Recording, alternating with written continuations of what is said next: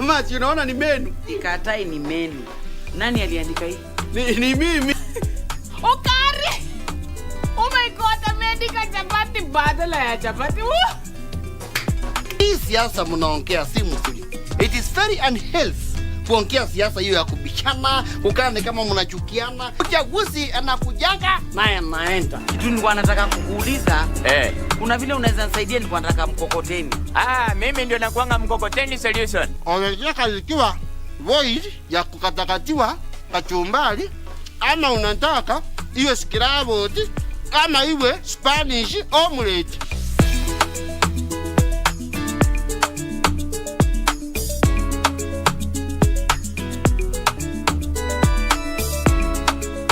Ili kupata Warumi 8 kama skiza tune kwenye simu yako, bonyeza *811 *815#.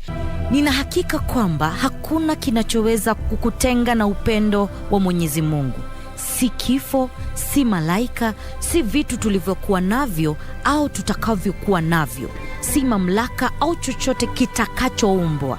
Warumi 8:38 hadi 39. Kupata Warumi 8, bonyeza *811 *815#. *811 *815#. I'm very much comfortable the way I am. Very much comfortable the way I am. For decades, the society has considered Dolan a mystique, whose sense of fashion and personality have remained a mystery to many. I'm a woman, and again, I'm a man. And I can also have my menses just like women. Join Sheila Kayaro Yogo this Saturday on 9th April and this Sunday on 10th April at 9 p.m. as she brings you the story, My Gender Paradox, exclusive to KBC Channel 1.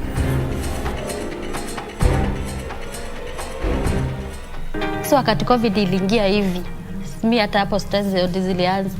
Ndio sasa ile laping ilianza, juu hata vijana wako mtaa. Risk kubwa ilikuwa huyu hajielewi huyu mtoto, na wengine bado unaona age yao hawezi tulia vyenye natulianga kwa nyumba. Kama mtoto anaweza dhulumiwa, jinsi wanaweza chukua hatua ni kwa sababu wengine hata wajui. I link the community with the justice system. I also create awareness on the referral pathway.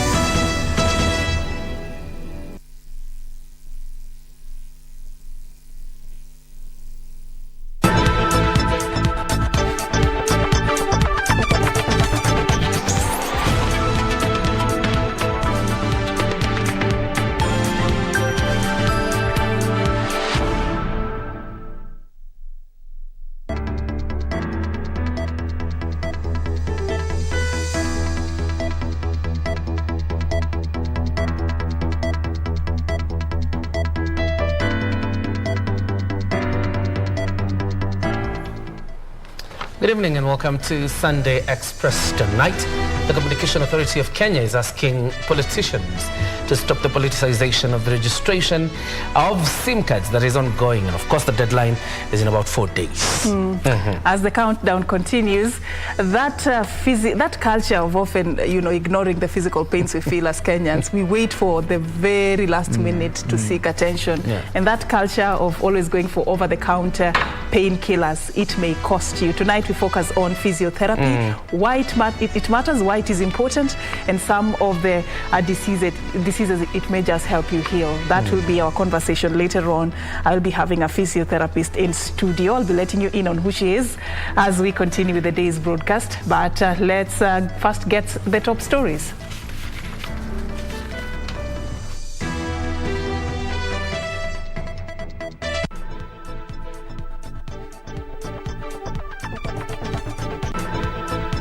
Keep politics out of this. Communications Authority of Kenya defends SIM card validation exercise. You cannot win or gain anything by insulting one another. You can win a lot by showing Kenyans what you can be able to teach, to do for them. The Holy Week is here. Messages of peace as Christians mark Palm Sunday. And final episode of My Gender Paradox. Apostle Dalan Ruki opens up about his marriage life.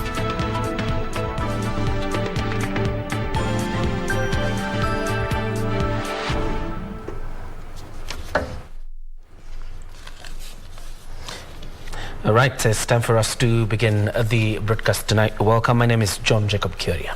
And my name is Serfine Achieng. Our sign language interpreter tonight is Anne Wangeshi. Now, the Communications Authority of Kenya Director General Ezra Chiloba has warned against what he terms as politicization of the ongoing exercise to validate SIM card registration. According to Chiloba, the exercise is aimed at curbing breaches of the law governing SIM card registration and to allow telecommunication operators to update their records of subscribers. The sentiments coming amidst concerns by a section of Kenyans who are accusing the government agency of failing to justify the need to register already listed SIM cards.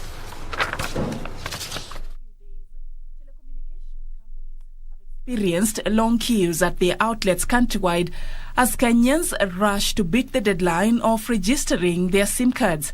The Communications Authority of Kenya had set April 15th as the last day for subscribers of different mobile phone networks to validate registration of their SIM cards, warning of a fine of up to 300,000 Kenyan shillings or a 6 months jail term for non-compliance. According to the Commission's Director General, Ezra Chiloba, an inspection by the Commission done in March 2021 revealed several breaches in the law governing SIM card registration in the country. The SIM cards are given for free, use of fictitious identity card numbers in most cases, therefore not resulting in registration but the sale of the same. SIM cards are sold without the presentation of an identification document and no verification is actually done. These findings were based on the inspections that was carried out undercover by the authority.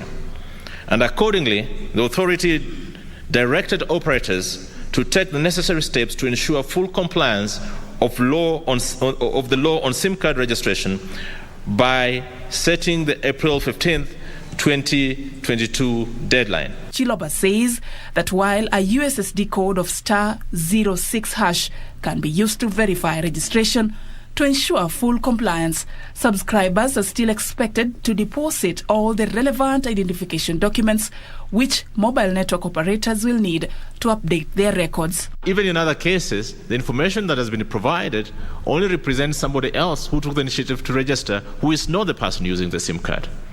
So we've got more complex issues around there. So yes, 100% compliance in terms of IPRS database, but we still have to do more to get this documentation for purposes of 100% verification, to just confirm that the persons who are in the database and using that particular SIM card are the ones who claim to be. The move has already raised several legal questions, with a petitioner moving to court to challenge the exercise, terming it unconstitutional. This even as Garissa Township Member of Parliament Aden Duale claims that the move is a plot to interfere with internet connection in the country during the upcoming general election. If you are registered, everybody who goes to get a new SIM card always is registered with ID. So there is no need of registering people again. So I think government must come out very clearly and that we only want those who are not registered. And even those who are not registered, we don't know how they got their mobiles in the first place. How did they get their SIM card? Chiloba was quick to warn against politicizing the process, which he insists is meant to ensure customer protection. By coincidence, of course, it happens to be in the election year, and we're talking about 60 days that were given from February to now April. So it's got nothing to do with the elections, but it's happening in the election year. And we are in the business of communication. What is the risk there? The only risk that we see there is miscommunication, misinterpretation by those who want to frustrate the process. But it's got nothing to do with the business we refer to. 5 days to the deadline, the operators remain optimistic that they will achieve 100% compliance. 5 days to go. If you have not done that, please make sure you do as soon as possible. You just never know. Now, moving to matters politics, Machakos Governor Alfred Mutua says Maendeleo Chapter Party is firmly in Azimio la Umoja One Kenya coalition. Speaking after a special meeting convened by Maendeleo Chapter Governing Council, Mutua announced Maendeleo Chapter had unanimously decided to support Raila Odinga's presidential bid after the party's concerns were addressed. Days after a section of parties complained of being sidelined under the Azimio la Umoja One Kenya Alliance coalition, Maendeleo Chapter Party leader Alfred Mutua announced the party had unanimously decided to back Raila Odinga's presidential bid. Before, we were not together because we were not happy. It seemed like it was a group on a three-legged stool. Si tukasema, but now when Raila jumped in, when he realized there's a problem, he was able to use his wisdom and he was able to sort out the problem, and all those clauses that were going to exclude us were removed and better clauses were put to include all of us, because we were going to go at separate ways. Lakini akasema hapana, this is better. And he's not doing it because of a few of us. He's doing it for everyone because yake ni Azimio la Umoja. In a special governing council meeting convened to discuss options available for the party ahead of the August 9 polls, Governor Mutua expressed his desire to be Raila's running mate. My team told me, Mutua, you are able like everybody else. You are young. You are 51. In 10 years' time, you will be younger, still younger than some of the other people today.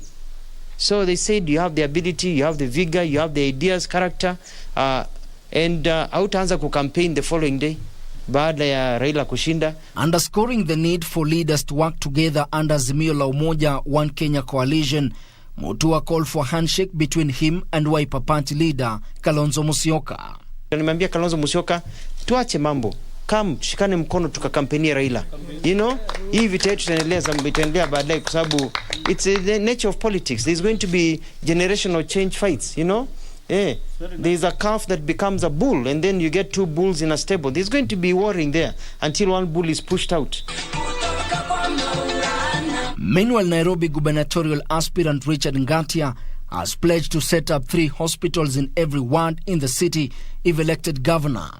Ukizungumza maneno ya vijana ni pesa. Na ndio kwa maana tukiwa wote tunasema Kanairo na Ngatia, pesa mfukoni. Pesa mfukoni, maisha levo. Maisha levo, zaga zaga. Lazima tutawashughulikia.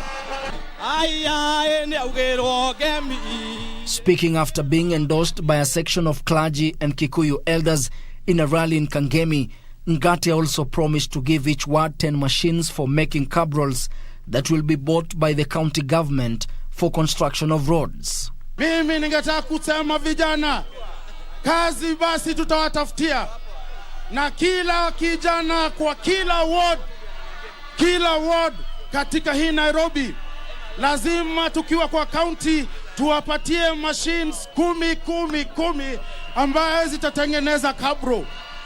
Mukitengeneza hizo kabro, sisi tukiwa kwa county tunazinunua, alafu tunajenga mabarabara nae. Wiper! Mimi nasema chama ya Wiper, sisi tunasimama na Bwana Ngatia, ndio sababu tuko hapa. Tusimame na wewe ili uwe the next incoming Governor Richard Waweru Ngatia ndio candidate wa Azimio Governor 2022 Nairobi. Elsewhere, Siaya gubernatorial aspirant George Mugoye Mbeya is accusing the Orange Democratic National Elections Board of lack of transparency in the nomination process, hence causing anxiety among contenders. As a candidate, I heard it as a rumor that there's somebody is going to be given a direct nomination. I'm yet to be informed. I believe that the party need to inform the aspirants, even if not only me, all the aspirants, because people seem to be running around. Mbeya made the remarks at a public rally in Siaya town. The nominations in Siaya are slated for Wednesday 13th, and Mbeya will seek the ODM ticket against Siaya Senator James Orengo and former United Nations employee Bella Akinyi. Ben Chumba, Sunday Express. And this week, obviously, is a nasty test for all political parties. The UDA party has its nominations on the 14th. The ODM nominations are ongoing. Obviously, every party should have conducted nominations by the 21st of this month. It's going to be a nasty test for all these political parties and how to stem the fallout that emanates from the nominations. And how the coalition bargaining and negotiations is also making this matter a bit more complex. It's a wait and see. Yeah. But that is why we're here. We'll keep updating you on how all this pans out. Now, on to matters Kenya Kwanza. Deputy President Dr. William Ruto has called on members of Parliament to reject the finance bill that will fund the 2022-2023 budget. Speaking in Kiambu County, the United Democratic Alliance presidential candidate said the budget that was read last week by Cabinet Secretary Ukur Yatani will raise the cost of living. Deputy President William Ruto led the Kenya Kwanza Brigade to campaign in Kiambaa, Limuru and Kikuyu constituencies. Asanteni. The debate on the rising cost of living dominating in the speeches. Ruto calling on members of parliament to reject the finance bill that will actualize the 2022-2023 budget. Nyinyi mnajua budget imesomwa juzi. Hiyo budget inataka kuongeza bei ya maji. Sijui iongeze bei ya mkate. Sijui iongeze bei ya unga. Sijui iongeze bei ya ndudhi. Sisi tunataka kuambia hiyo budget haiwezi kupita kwa bunge. Na ikipita kwa bunge miezi mitatu baadaye tutaibadilisha iwe ni budget ya mwananchi wa kawaida. Legislators accompanying the deputy president vowed to shoot down the finance bill once tabled in the National Assembly. And we saw last week Uhuru Kenyatta, Raila Odinga and Ukur Yatani conspiring to continue raising the cost of living. We want to tell them today from Banana that finance bill that you have brought to the assembly that is raising the price of unga, that is raising the price of bread, that is raising the price of boda boda. Hiyo hatutapitisha kwa bunge.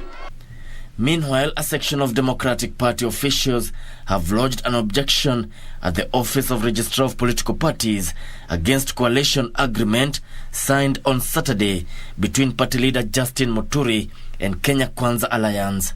What happened yesterday was a blatant act of corruption in which a few individuals illegally mortgaged the parties to an outside coalition. We therefore demand as follows: that the Registrar of Political Parties reject any document purporting to be a coalition agreement with Democratic Party of Kenya with Kenya Kwanza Alliance as one of the signatories, as the same is null and void, and it contravenes the resolutions of our NDC held on the 20th of February. And we will fight to ensure that that agreement does not see the light of the day. Yisho Kiwashira, Sunday Express. And the Green Thinking Action Party leader, Dr. Isaac Kalua, has cautioned politicians against divisive politics during the ongoing political campaigns. Dr. Kalua said the election will come and go, but the country will exist beyond the August 9th general election. He urged politicians to uphold peace in their campaigns.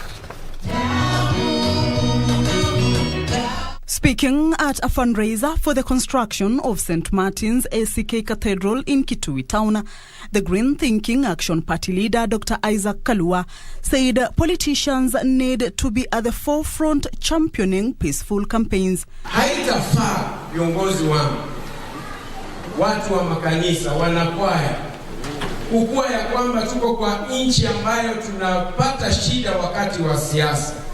Dr. Kalua, who was in the company of the clergy, urged leaders and the general public to embrace harmonious living, regardless of political affiliations. And there is a price for democracy, even in the leadership and even institutions that have been given power to guide peace in this nation. Nafikiri tukiwa na amani ambayo imetoka ndani ya moyo yetu, hakuna neno tutapimiwa, kwa sababu yale maneno yameandikwa yalitoka kwenye vinywa vyetu, na tunaweza tukatoa mengine machafu zaidi kama hatujajiweka ile mita moyoni mwetu. Mara zingine inatutisha, tukishangaa ili nchi itaenda njia gani ama itakuwa. I want to encourage us that beyond that, Kenya will be stronger, Kenya will be blessed, that you and I who have testimony will stand up with the servant leader and say, the Lord has opened my ears, I have not been rebellious. He urged politicians and the electorate to maintain decorum during and after the electioneering period. Kamche Menza for Sunday Express. All right, thank you, Kamche, for that. Now, messages of peace and unity dominated this year's observation of Palm Sunday as religious leaders called on politicians to tame their utterances ahead of the 2022 general election. The clergy is also urging Kenyans to shun politicians who spread hate speech during the campaigns. Kiriti Factory has that report. Palm Sunday, and Kenyans joined Christian faithful the world over in marking the day. Theologians say Jesus Christ, on whom the Christian faith is based, made a celebrated entry into Jerusalem over 2,000 years ago as a Prince of Peace. At the All Saints Cathedral, the Anglican Church of Kenya Archbishop Jackson Olesapit said that just like Christ who led his own life for the sinners expecting nothing in return, so should the leaders hoping to take different elective positions in the upcoming general election. You cannot win or gain anything by insulting one another. You can win a lot by showing Kenyans what you can be able to teach, to do for them, other than howling an abusive word to your opponent. It will not help. At St. Anne Catholic Church in Muthure, Kiambu County, Father Paul Moiga led the procession that culminated in Mass. We should all remember that the donkey that carried Christ was a very ordinary donkey. Listen to me, church. If you want to become special, if you want to become respected, who are more than you?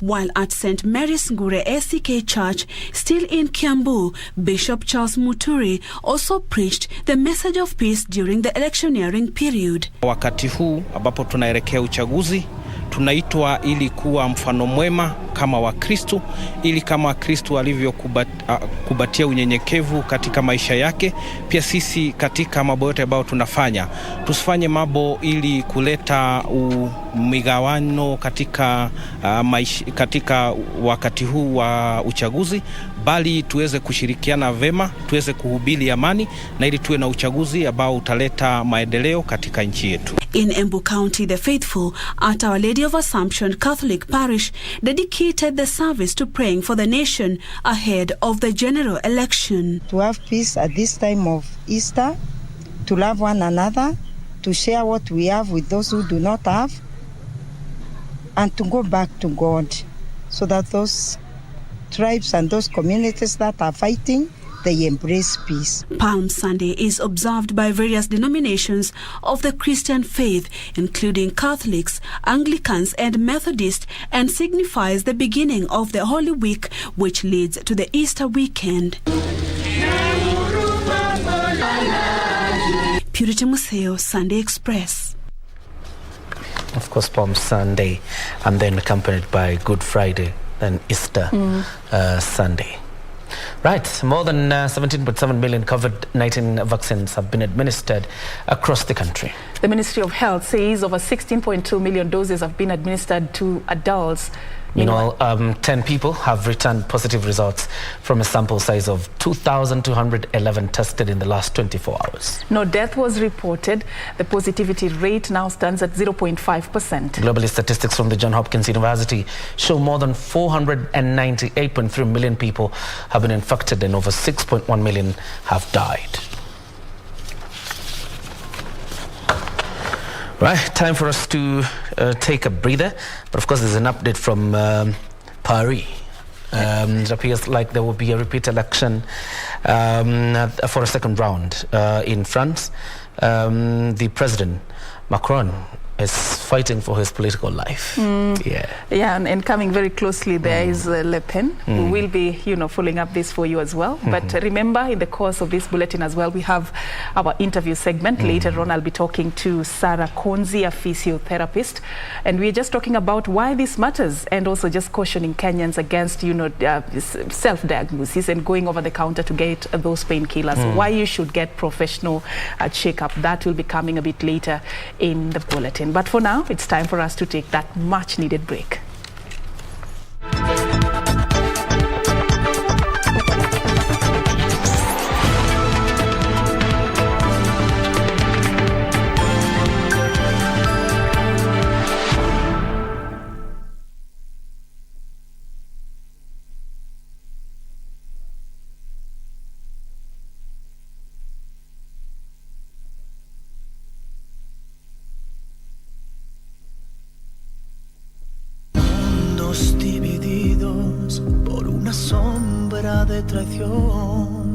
You expect me to call you Dad? Do you want me to pretend that nothing happened? No, I don't. If I were you, I wouldn't hesitate to tell her who you are, Antonio. My mother married you against her will because my grandparents pressured her. No, that is not true. I'm having your baby, Fabricio. Your brother Daniel is alive. What? Lying heart.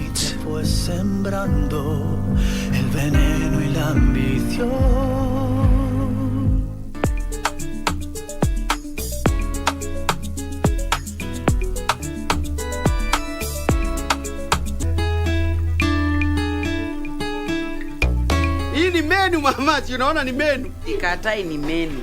Nani aliandika hii? Ni mimi. Okari! Oh my God, ameandika chapati badala ya chapati. Hii siasa mnaongea si mzuri. It is very unhealthy kuongea siasa hiyo ya kubishana, ukane kama mnachukiana. Uchaguzi anakujanga naye anaenda. Kitu nilikuwa nataka kukuuliza. Kuna vile unaweza nisaidia, nilikuwa nataka mkokoteni. Mimi ndio nakuanga mkokoteni solution. Unataka ikiwa void ya kukatakatiwa kachumbari, ama unataka iwe scrambled, ama iwe Spanish omelette.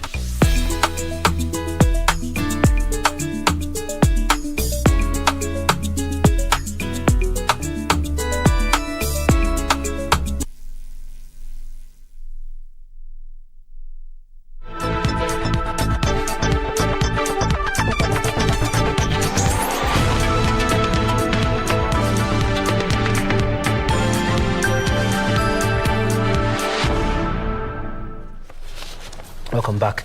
You're watching Sunday Express. All right, and that feature that we started running for you last night, the second part airs tonight. And the family unit is the basic structure of the society, and through it, a member acquires identity. Yet the quest of an intersex person for a spouse to bring up a family increasingly proves an uphill task due to the stigma associated with the uniqueness of life. In our second and final part of our feature, My Gender Paradox, Dalan Ruki and Prescan Fau, who are in fact a couple, open to our reporter Sheila Kayaro about the real and tangible frustrations that they have overcome to have a family. Take a look. In Miranga, Ndiwa, Homa Bay County, Apostle Dalan Ruki and Prescan Fau are a happy couple. You are a wonderful woman. You are a perfect woman. You are very beautiful and amazing. But behind the happy faces, the couple bears scars of ridicule, rejection, and stigma. Dalan Ruki was born intersex. a situation that made the musician to lower his expectations. When she introduced herself and told me that way, I was very much surprised and amazed because can a lady accept me? Getting a spouse when you are intersex is a tasking affair. The couple takes us back to their younger days. Kuna wimbo aliimba iliniguza. Baadaye nikaenda kwake kumwomba kama yeye amekubali siku nyingine tuoane. Sababu nilikuwa nampenda, alinishika jinsi Mungu alimuumba. The long-term relationship finally culminated into marriage and trouble began. There was something which happened in the same day we got into marriage with her. We went to our matrimonial bed the first day. When we went there, it was not my day for menses to come, but it abrupt started. A phenomenon that did not go well with the wife. Asa nilipoingia kwa ndoa, kabla nilikuwa sijaingia kwa ndoa, alinifunulia wazi ya kwamba yeye Mungu alimuumba mapacha. Yeye ni msichana, yeye ni mvulana. Nikajua. Sasa sikujua undani yake zaidi sababu kumuona nje nilikuwa namuona ako na sura mbili lakini sijui ndani yake manake nilimpenda. Wakati tulikuwa tunaingia kwa ndoa tulipendana zaidi.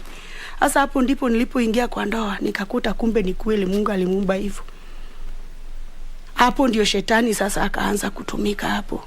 Sasa mwenendo wangu imeanza kuwa mbaya sababu naona mimi nina siri ninajua kwake yenye watu wengine hawajui na nimefunika. Nikaanza kumtesa. Sasa nazini nafanya kila kitu, maisha yangu ikakuwa mbaya, nyumba yetu pia haya mtoto ikashindikana sasa kupatikana. Tunatembea na ninatembea. After a stint of self-introspection, Prescan made a decision to settle down and together they had a biological son. Okay, I'm Abidan Rasha Roki. That's the surname, Roki. I was born in 2002 with my parents. My father is Apostle Dalan Roki, who is an intersex. My biological mother is Presican Fau, who is here. And I have a guardian mother called Catalina Saya. They say old habits die hard. Prescan succumbed to the pressure of her old ways, this time threefold. Baadaye ile shetani imenijia tena. Ameona nimemtolea aibu. Mwenye alikuwa hawezi kuzaa amezaa. Mpaka mimi ndiye aniabudu. Mimi ni mtu. Sasa ili nijia nimekuwa juu, nimekuwa wazi kushinda ile kitabu. The self-introspection was short-lived, something that made her leave her matrimonial home. Ili nitenda vibaya sasa, ninamkanyaga tu atikikaa hapa ninamkanyaga tu. Hata ninamslap, hata ninamshikia kisu. Asi yeye alikuwa ameishi tu maisha ile ya kurudi tu chini. Nikiwa mimi ndio mwanaume katika hiyo nyumba. Na bosi ametulia, kuna hata bibi amekuja naye. Mimi tu.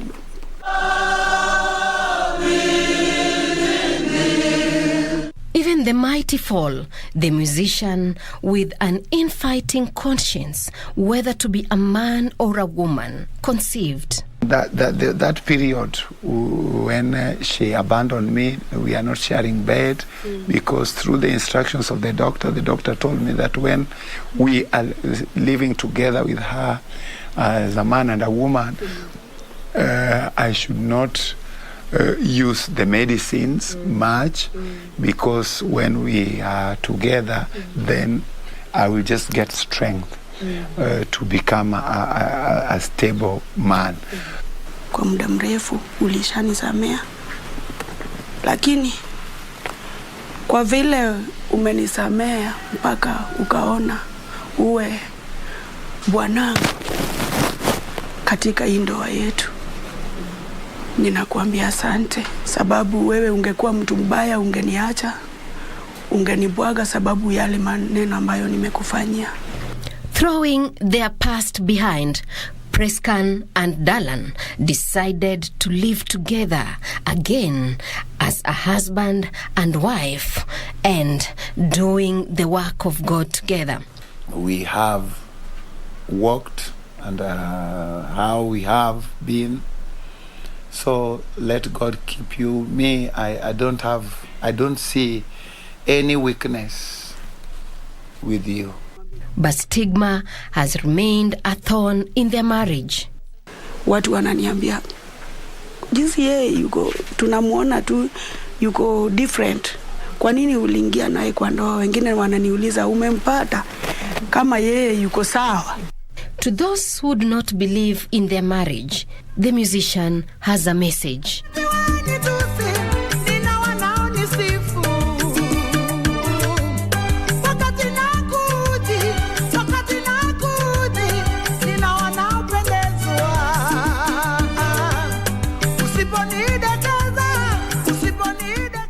Despite all, Dalan is happy.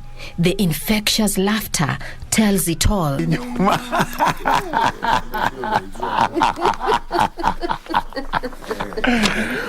But their privacy has faced many intruders. Tulipofika hapa, hata huku hapa Kanyidoto, ni hivyo tunapigiwa mayowe, watu wanakuja wanatubamia hapa.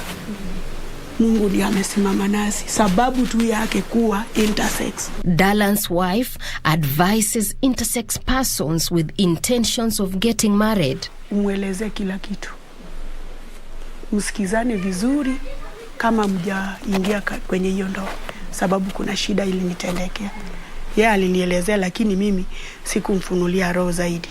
I feel proud. I'm not ashamed saying, oh, my dad is an intersex. What will people say seeing me with him? No.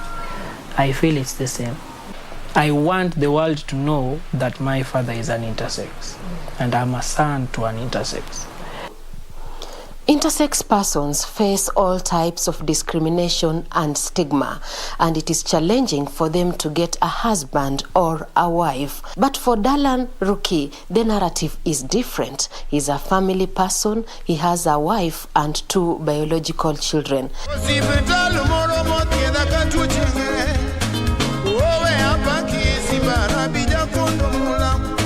Shilayogo reporting for KBC in Miranga, Ndiwa, Homa Bay County.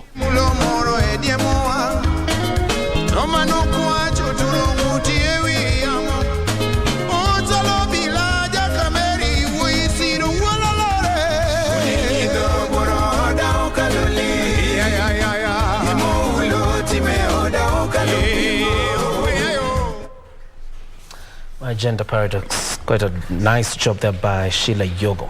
Beatrice Gatanya would say, ya Mungu ni mengi. Ya Mungu ni mengi indeed. The story of Dalan Ruki and Prescan Fowl. Great reporting there by Sheila Yogo. Now, we move this forward, our weekly segment, The Process.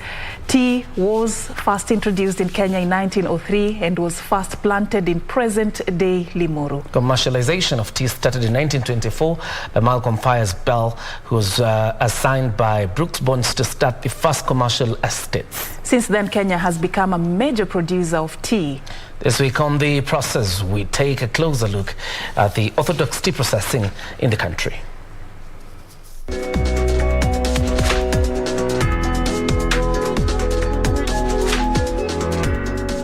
Kenya is the leading exporter of Black City tea in the world.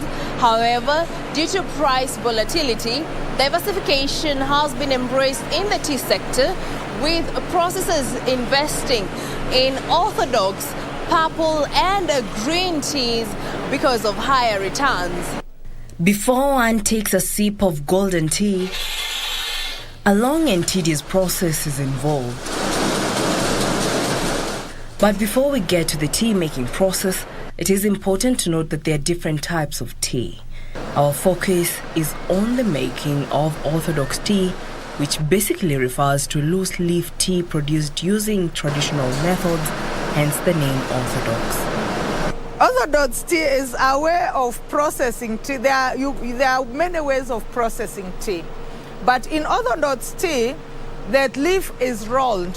We use a rolling machine and not a cutting machine. In a nutshell, it involves plucking, withering, rolling, oxidation or fermentation, and drying. In Mathioya, Murang'a County, to commence the process, plucking, also referred to as tea harvesting, is done by hand, especially among smallholders, or the use of machinery is employed. In this region, hand picking is preferred to mechanization. There are machines that will only be applicable on areas where the terrain is ideal. Otherwise, where it is very steep, we will still, of course, be working on hand picking. Tea harvesting involves the removal of the tender growing shoots from the surface of the bush, and producers can choose between fine and coarse plucking. For 2 leaves and a bud, and a soft one, because that will give a better quality at the factory. Now, the process of picking is to remove the shoots before it gets too long. And ideally is because when you remove the good shoots, a bud develops to become another shoot. So if you let your tea overgrow, you will be wasting in that you cannot sell this bit here. From the tea plantations, we head to Central Highlands Kiriti Factory, where tea leaves are received at the tea collection center. Freshly harvested tea leaves are transported to the factory in open lorries to ensure aeration in order to retain the color and freshness of the leaves. Here the quality of the green leaf is checked, sampling of each bag, foreign matters are removed, and loads of 10 bags are weighed and conveyed to the withering section. The leaves then undergo the withering process, which involves spreading the leaves thinly on troughs or wire netting, which allows free access to air. There are 2 types of withering: open withering and closed withering. The open type of withering is the natural way of extracting moisture from the leaves. The average length of time for withering is 18 to 20 hours, where troughs are used. In modern trough withering system, 16 to 18 hours is the duration of wither with normal ambient air. In rainy season, to improve the surface moisture, heaters are used along with fans for 2 hours. Once we spread the leaf, we open it, we blow in air from. Depending on the prevailing weather, we can use warm air or just natural air. After achieving satisfactory wither, the leaf is ready for rolling. The machine twists the leaf, breaks it up, and expresses the juice, substrates, and enzymes. What we do here, we separate, we open up those balls to expose the leaf further to the air. Fermentation then takes place. Sifted leaves are spread out in thin layers on perforated aluminium trays in order to continue the oxidative process. The sifted leaves are transferred into the oxidation chamber for 5 hours. Here the leaf changes color and turns into a dark coppery tone. Typical aroma develops at this stage.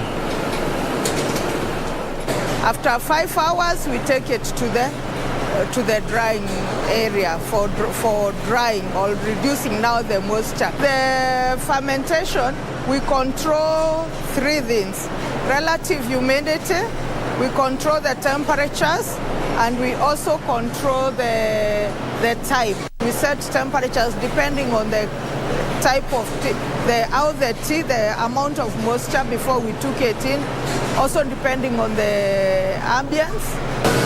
After fermentation, drying takes place, The dryer is preheated at 150 degrees Celsius. Here moisture, enzymes and microbials are reduced. The first intention is to arrest the enzymes or to stop the oxidation process. That is why we preheat the dryer before the tea goes to the dryer. We preheat it to 150 degrees.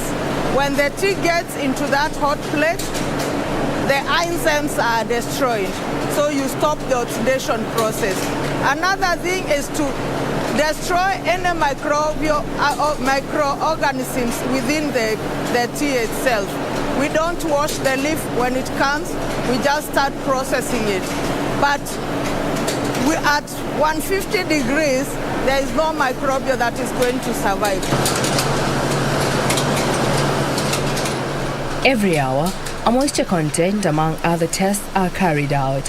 Grading is carried out on mechanically oscillated sieves, similar to those used in green leaf stage and fitted with meshes of appropriate size. By looking at the leaf, I'll tell whether it has been well graded, whether it has been properly fired, whether it has been properly rolled. Because the cup is white, I should see the color of the liquor remaining on the cup. So that will tell me the thickness. So I'll atomize the tea within the mouth.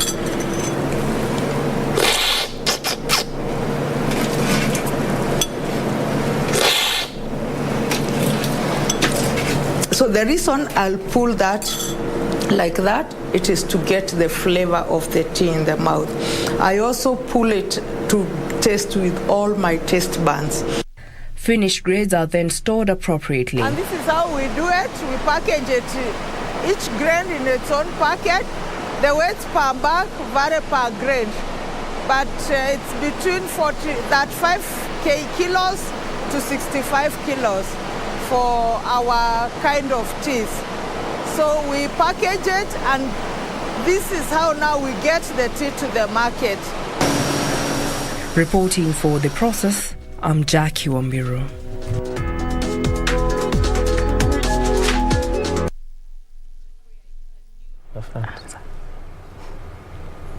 Right. The process. Before we take you to a very interesting story, just a recap of what is happening in France right now. Presidential runoff for second round is expected on the 24th of April. That is in about 2 weeks. The runoff is between Emmanuel Macron, who is the current president, and Marine Le Pen, who is challenging Emmanuel Macron. Indeed, and that is actually something that we are just following up for you right here. And we'll be giving you more details about how this also goes on. And now we want to take you to something else. It was a happy moment for a couple in Gatundu who have warmed the hearts of many after formalizing their 54-year marriage in a colorful wedding. This wedding was at a place called Kiamwangi Africa Independent Pentecostal Church. Let me take that story again. In front of jubilant congregation, 73-year-old George Moirori and his wife Anne Nyamwero Moirori exchanged their vows, promising to keep alive the flames of the half-a-century union. They say the only thing we never get enough of is love, and the only thing we never give enough of is love. After 54 years together, George and Anne appear still deeply in love with one another.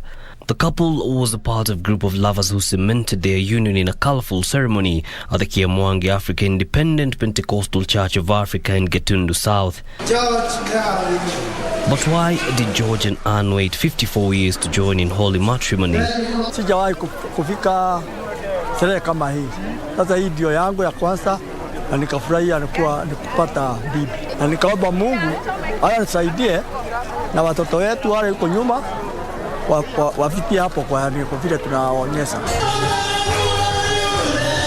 Reverend Robert Gidongo is encouraging couples to consider group weddings as a means of cutting down on costs. Na itapatikana ingine muhula wa Disemba ama wakati wa sikukuu ya Krismasi. Tunataka kusherehekea tena tukiwa pamoja na jambo kama hilo. Sisi tumepagia hivyo na kila mtu wote amekuwa pata lipaso ya hii harusi ndio ifaulu. Washirika, watu wa mazazi, watu wa area, watu wote wa the society ya Kiamwangi. hata wa nje ya Kiamwangi. For George and Anne, however, love appears to be in the air, and after 54 years of companionship, the future looks as bright as day. It's a far report. All right, time for us to take off first, our second breather rather, on Sunday Express. But of course, sports is up next, and then after sports, Serfine. We will be having our conversation tonight as we talk about physiotherapy and why it matters. You know that we are facing a very huge crisis in our country. The shortage of therapists in our country is quite a big problem that we are going to seek to address also when my guest will be engaging her in just a bit, Sarah Konzi, on the other side of the break. But first, let's have the sports after this particular break.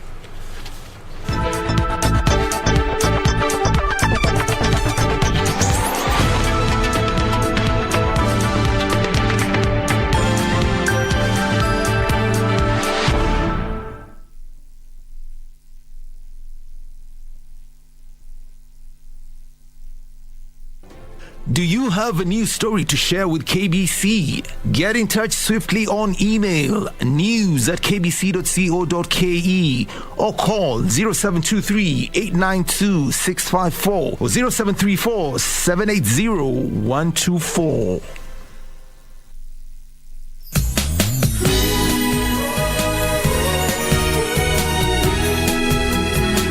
Shihua Cosmetics paid me $10 million in advances. If I fail to find a new guarantor, they'll end the contract with me. Let it be then. If you can't handle it, leave it then. Tell me right now. I want the whole truth. Apart from tricking my mother into becoming the president, what more have you done? Shame on you! What are you doing? How dare you! How dare you attack my son!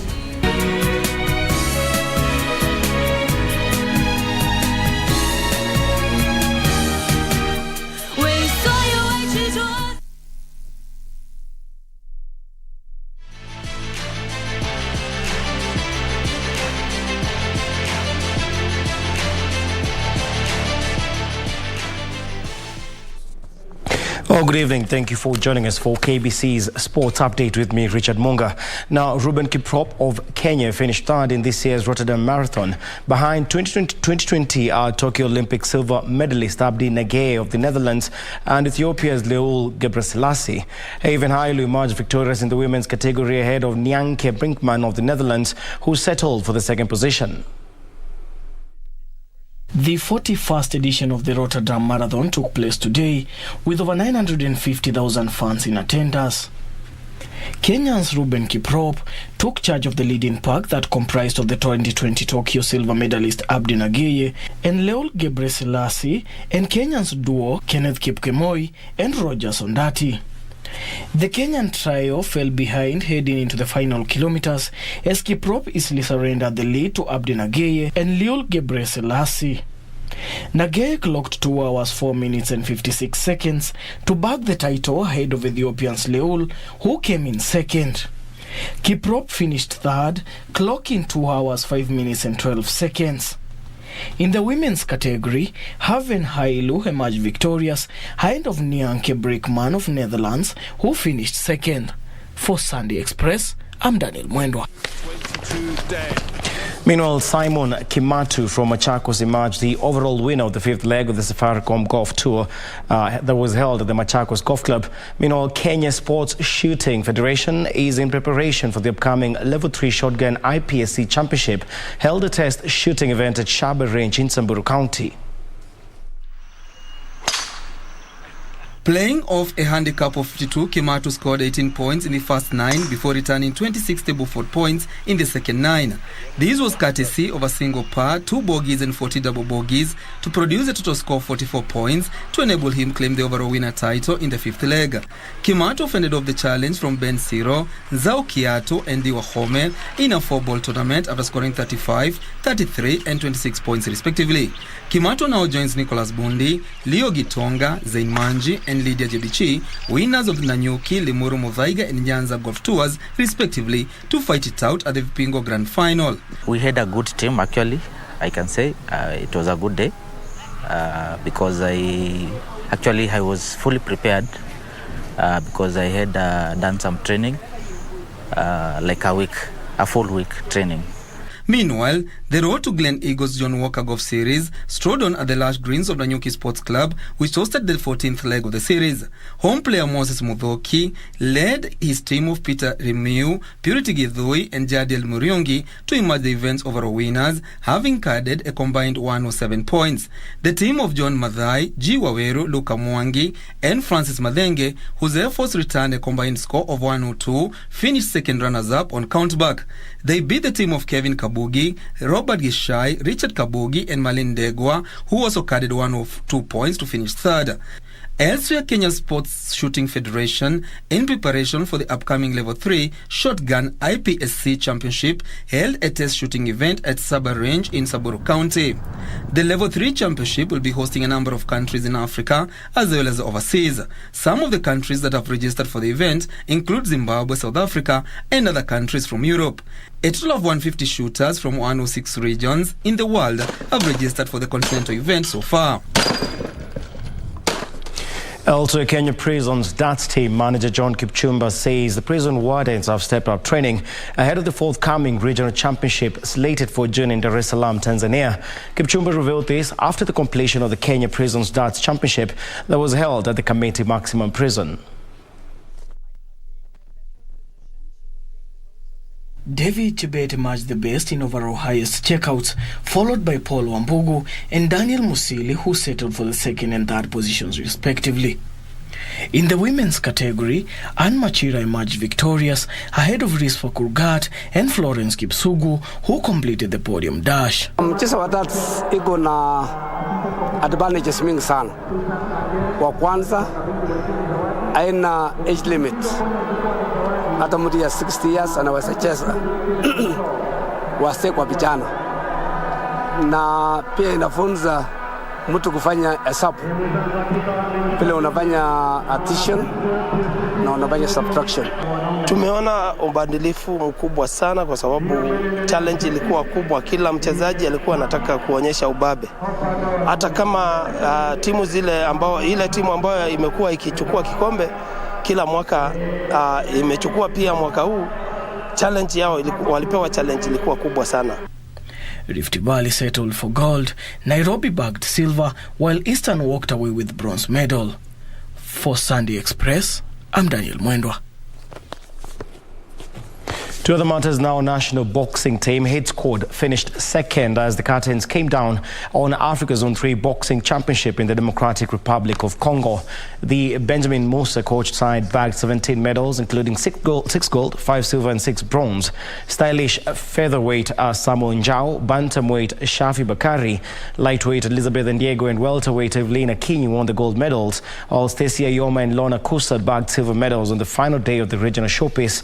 Flyweight David Karanja and light welterweight Resia Wanjiru also bagged gold for Kenya, while Elizabeth Akinyi and light welter, that is Victor Odhiambo, walked away with silver medals. Defending super heavyweight champion Elia Joey and Boniface Mugunde scooped bronze medals. And now, internationally, Charles Leclerc took a dominant victory of course, in the Australian Grand Prix to move to a commanding position in the World Championship. The Ferrari driver was in total control of the race when his main rival, that is Max Verstappen, retired with a technical failure on his Red Bull at 2/3 distance. Verstappen is 46 points, almost 2 clear wins behind Leclerc after just 3 wins of the season, in 2 of which Red Bull has failed to finish. Red Bull Sergio Perez was second after winning battles with Mercedes drivers George Russell and Lewis Hamilton. Remarkably, in the context of Mercedes' disappointing start to the season, Russell is second in the Drivers' Championship at this early stage and Mercedes second in the Constructors' Chase.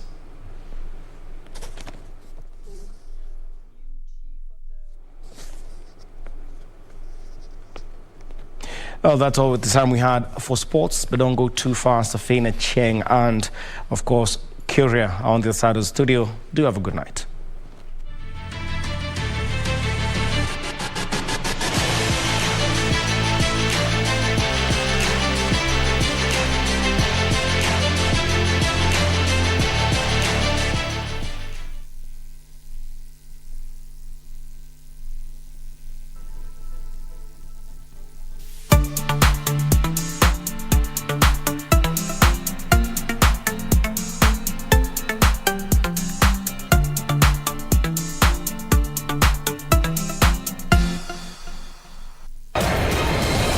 legendary run to Olympia Stadion in Berlin is now less crowded, with only 4 teams out of 64 still in contention. Something more outstanding is that all of the sides to have won the DFB Pokal over the last 29 years are already out this year. And Leverkusen are knocked out by a Bundesliga 2 side. In the first DFB Pokal semi-final, Hamburger SV will face Freiburg on Tuesday, the 19th of April 2022 at 9:45 p.m. While in the second semi-final, RB Leipzig will lock horns with Union Berlin on Wednesday, the 20th April 2022 at 9:45 p.m. Having braced the turbulent journey and buoyed up with the trophy inside, no team want to go down without a fight. You don't want to miss this adventurous football show, live and exclusive on KBC Channel 1. KBC Channel 1, your true sports partner.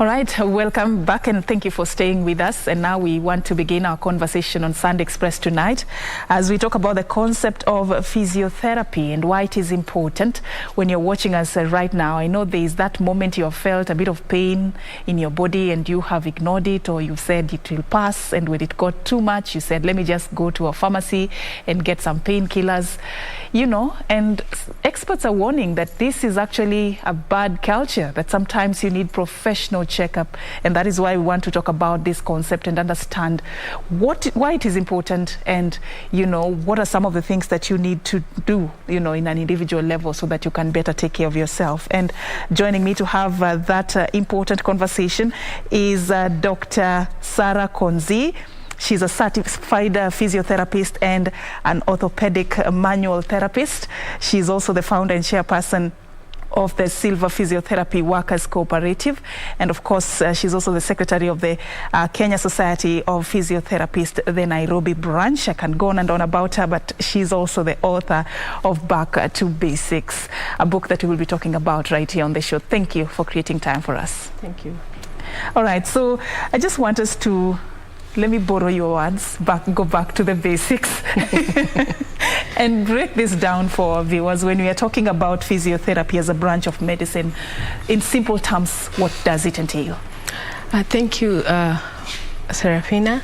I really appreciate this moment which you have given me. If to explain what is physiotherapy, it's a profession in medicine, in clinical medicine, whereby we treat people with physical treatment. We don't use medicine or injections or surgeries, but we use physical things. We use our hands to bring healing. We use different modalities, different machines to bring healing to any pain in the body or any condition which needs physical attention. Mm-hmm. Yes. One would ask, what is the difference between physiotherapy and the ordinary spa massage or a luxury massage? Physiotherapy, as I've said, is a professional in clinical medicine, and we are part of clinical medicine. We are not part of luxury life. Like physiotherapy, it's not massage. We use different techniques which we learn the anatomy of the body, we learn the muscles, we learn the bones, we learn the nerves, we learn all the joints so that we can bring a treatment according to the condition. If we compare with the other spa, massage or other things which are coming up and they are physical, they are different because most of the time they don't go to a school of medicine to learn that. They just go maybe to a beauty school and learn massage. But as we go to class and learn, why, if I'm doing a massage, why should I do it in this technique but not the other side? Not just to touch you and that's all. I'll touch you with an intention of healing, with an intention of bringing healing to the part of the joint which I'm touching. Mm-hmm. Yes. Must I be sick or must I be having any form of pain to need a physiotherapy, or I can just walk in and get a session done on me without necessarily having to have any sort of pain? Or Most of the time people seek physiotherapy treatment because they have a problem, especially pain. They will come for physiotherapy because someone has a neck pain, back pain, shoulder pain, foot pain, hip pain, any. Others come, those who understand we do therapeutical massage, come just for therapeutical massage, especially people who are in sports. They understand for their bodies to be ready for a certain sport, they need a therapeutical massage, not a spa massage, a therapeutical massage which will help them to make the muscles ready for the sport. Or others just come because they understand they have been having a problem or a condition for the longest.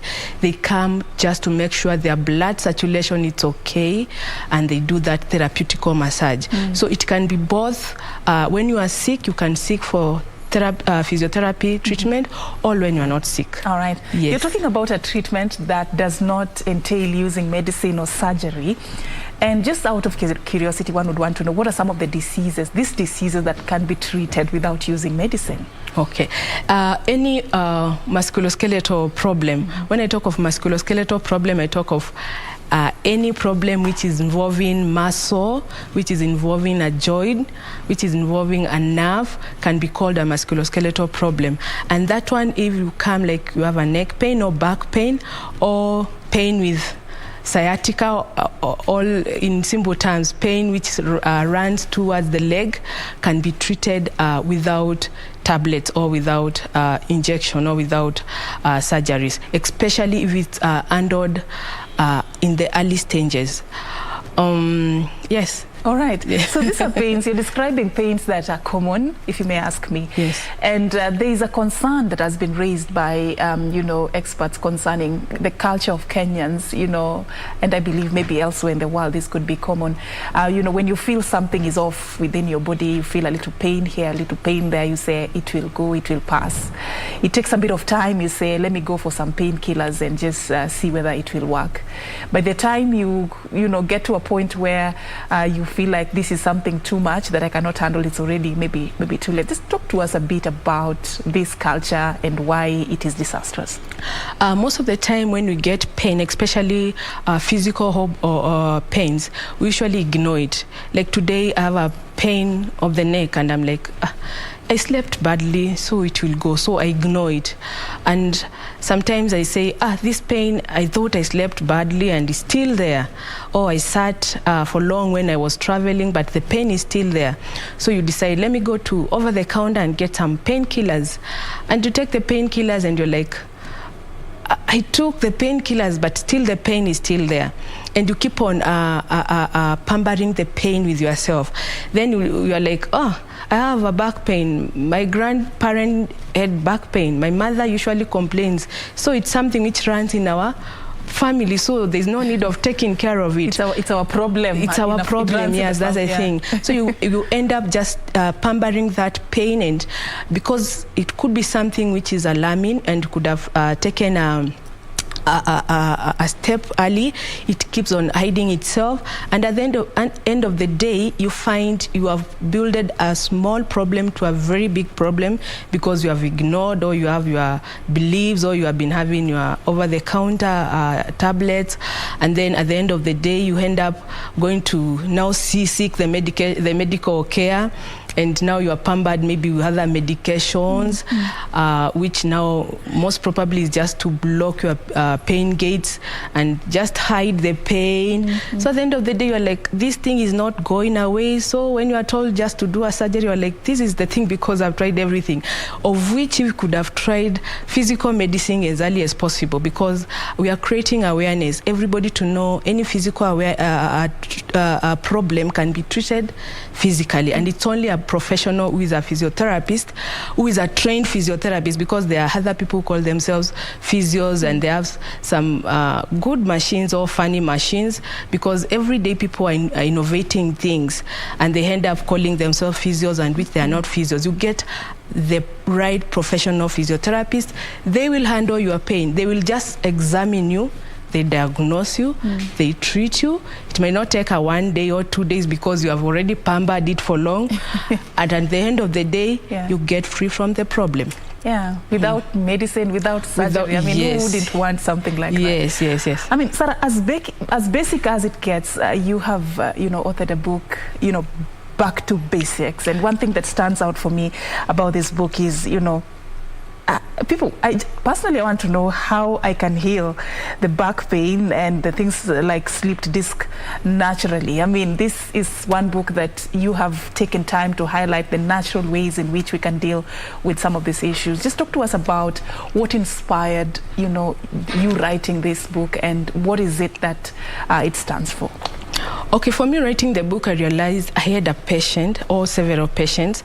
Like I had one who was just been told to go for surgery in a week's time, and then they told me, I'm not thinking I'm able to handle a surgery now, but the pain I have, she had a back pain which was radiating to one leg. It was just running through the leg, and she was like, I don't know how I can handle it. And I told the patient, just come, I give you, I assess, and I diagnosed it was just sciatica nerve, which was pinched by a disc from the lower back.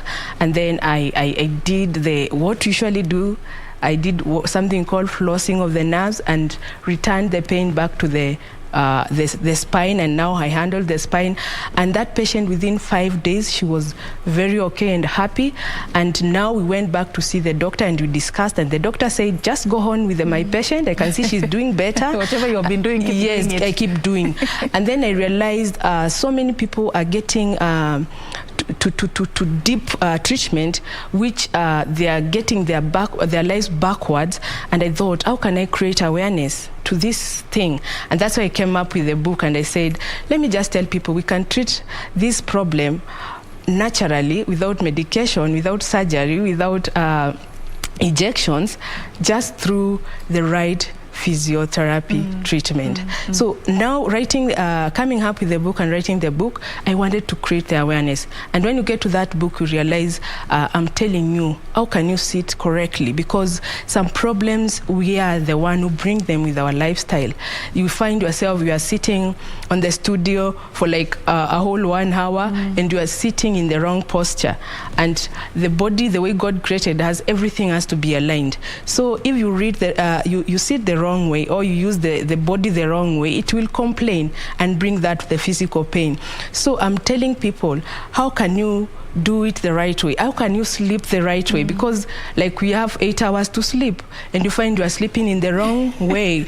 So you end up even a right way to sleep. Yes, there is in the book. In the book, I've really aligned well. And then also people who sit for long in the offices. We show them what to do to help them. So because there are so many people who are leaving their jobs or asking for sick leave because of just simple problems, but they are really making them not able to do their job. So we are showing them how they can help themselves even at work, some stretches you can be doing, some techniques you can be using. At the end of the day, you also learn, because you get this X-ray or MRI and they have big words. You also learn your body, how it looks like. Wow. When I say I have a problem, what it looks like. At the end of the day, it creates awareness and makes you to feel more relieved, not to think too big, to end up in a certain hole. All right. In the book you've addressed some misconceptions about pain. Because of time, I'll give you, a chance to tell us what are some of the, let's say, 3 main misconceptions about pain. The things we think we know about our pain that we don't. Okay. Some of the things, as I said, is we ignore the pain, or we just decide to take some painkillers over the counter, or we just think it has been in my family, so there's no need of looking for any help. Or sometimes we think it's just normal. I mean, I'm old. I'm over 40 years or 50 years, so I deserve to be in pain. Those are some of the misconceptions we have with pain. All right. I just want you to talk to us about the status in the country in terms of the availability of physiotherapists. Where are we at in terms of the demand versus what we have as experts such as yourself? Yeah, I can say in physiotherapy in Kenya, we have a board called Kenya Society of Physiotherapists, and we also have a council, we call it Physiotherapy Council of Kenya. And when you look at their data, we have around 2,000 physiotherapists in Kenya. And from WHO, from their research on Kenya, they say we have one physio for almost 1,000 patients or people in Kenya. We are not doing well. We are not doing well. Yeah. We are still on the low side, and also, adding one physio to 1,000 patients, it's unproportional. Yeah. So as the founder and chairperson of this cooperative, and also the secretary of the Kenya Society of Physiotherapists, the Nairobi branch, you've handled, these national bodies. In your capacity, are you doing something to address this shortage and also the cost implications that come with it? Like one session would cost how much, for instance? Between 1,500 to 5,000 in Kenya, you'll get a session for physiotherapy. Now it depends whether it's an hospital, it's a specialist clinic, it's a level 4, 3, in Kenya. It just depends. So what are you doing to address this gap in terms of the availability of experts and the cost that many Kenyans still cannot reach? Okay, what we are doing now is to bring awareness and introduction of physiotherapy in different institutions. Like now in KMTC, Kenya Medical Training College, it's the only place we used to have physiotherapy, and now there are different branches which they have introduced physiotherapy.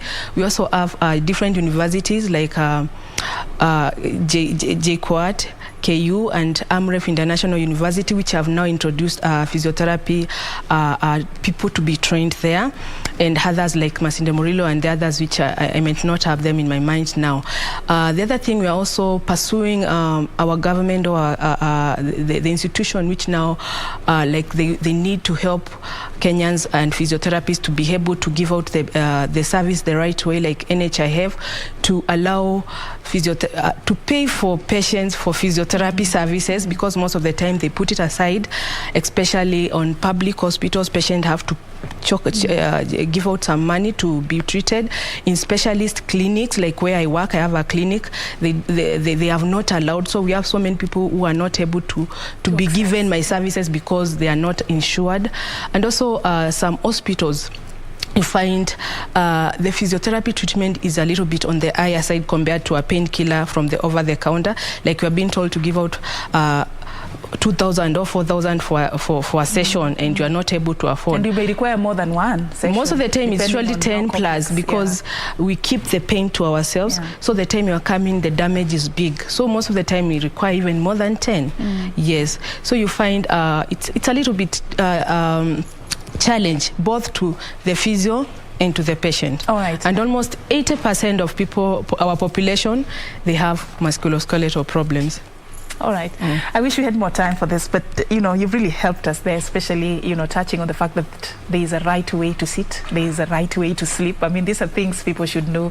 It may be it may just save your life and save you money. When you talk about 4,500 per session and you may need more than one, well, next time you should think about that before you sit in an improper way, or you ignore that pain that you're feeling within your system. That's how we wrap it up. Thank you so much, Sarah Konzi, for creating time for us.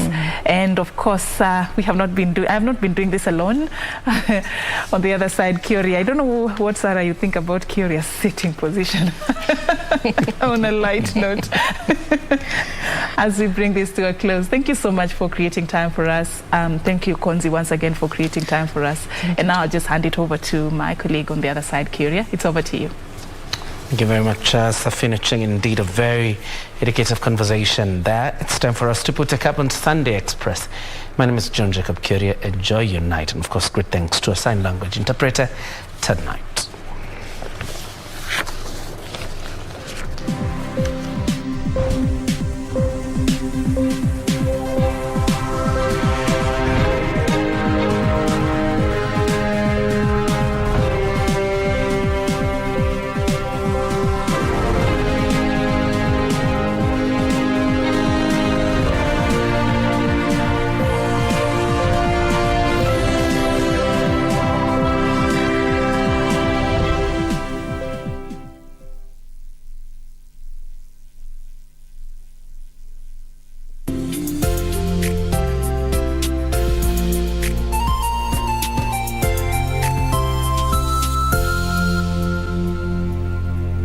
kupata mafuta kupanda kama skiza tune kwenye simu yako, bonyeza *811 397 hash. Nashukuru serikali kwa kuongeza bei ya mafuta. Sasa niko kwa highway na hakuna traffic hata kidogo. Naomba serikali iendelee hivyo, tubaki tu watu ya gasla na heavy machine peke yake. Pia mimi naomba huyu serikali waseme kama gari yako ni below 3000 cc, gari yako ili kupata mafuta kupanda kama skiza tune, bonyeza *811 397 hash. *811 397 hash. So wakati COVID iliingia hivi, mimi hata hapo stress zote zilianza. Ndio sasa ile leping ilianza juu hata vijana wako mtaa. Risk kubwa ilikuwa huyu hajielewi huyu mtoto, na wengine bado unaona age yao hawawezi tulia vyenye natulianga kwa nyumba. Kama mtoto anaweza dhulumiwa, jinsi wanaweza chukua hatua ni kwa sababu wengine hata wajui. I link the community with the justice system. I also create awareness on the referral pathway.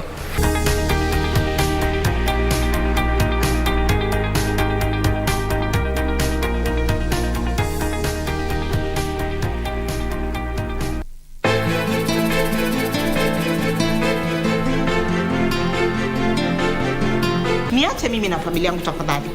Sitawahi kukusamehe mpaka kufa kwangu. Dadako hata tuacha tuishi kwa amani. Unawezaje kwenda kumuwafaza wakati wajua faza ndo tegemea lilonalolio peke yake? Kwa kama ushatemwa usileteza ovu mimi hapa. I give you a good lawyer akuwakilishe. What's the problem? Mimi nitashinda vipi kesi wakili kama wewe utatoa ushahidi? Ipo siku wakili utarudi ndani ya hii nyumba na hautanipata.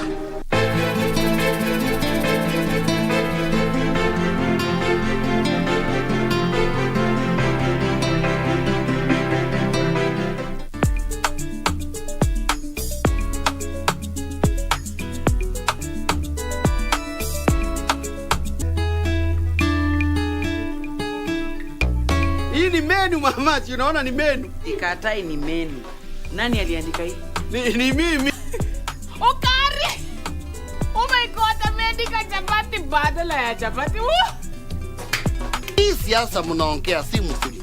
It is very unhealthy kuongea siasa hiyo ya kubishana, ukane kama mnachukiana. Uchaguzi anakujanga naye anaenda. Kitu nilikuwa nataka kukuuliza. Kuna vile unaweza nisaidia, nilikuwa nataka mkokoteni. Mimi ndio nakuanga mkokoteni solution. Unataka ikiwa void ya kukatakatiwa kachumbari, ama unataka iwe scrambled, ama iwe Spanish omelette.